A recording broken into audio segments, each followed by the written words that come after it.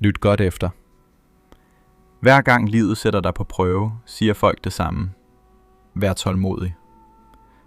Det lyder enkelt, men det kan føles ubærligt tungt.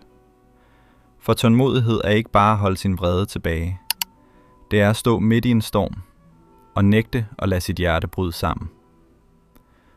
Gud har aldrig lovet, at tålmodighed ville være let. Han har lovet, at det vil være det værd. Du vil blive prøvet med frygt, med tab, med sult, med smerte. Ikke for at knække dig, men for at åbenbare, hvem du er ved at blive. Så når tålmodigheden føles tung, så forstå dette. Du er ikke svag. Du er ved at blive opbygget. Tålmodighed er ikke stilhed. Det er styrke under kontrol. Det er at vælge fred, når din sjæl ryster. Det er at gå videre, selv når alt i dig vil give op.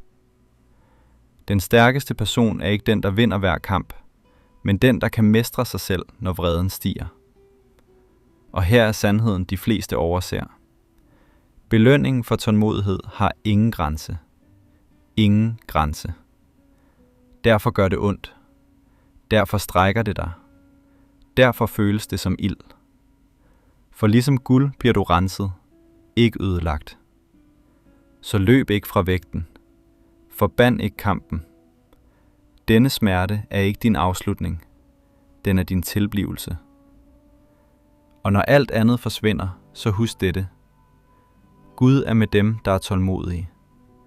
Du er ikke alene. Du har aldrig været alene. Så træk vejret. Hold fast. Bliv ved. For en dag vil denne tålmodighed blive til noget så stærkt, at du vil takke for hvert øjeblik, der næsten knækkede dig.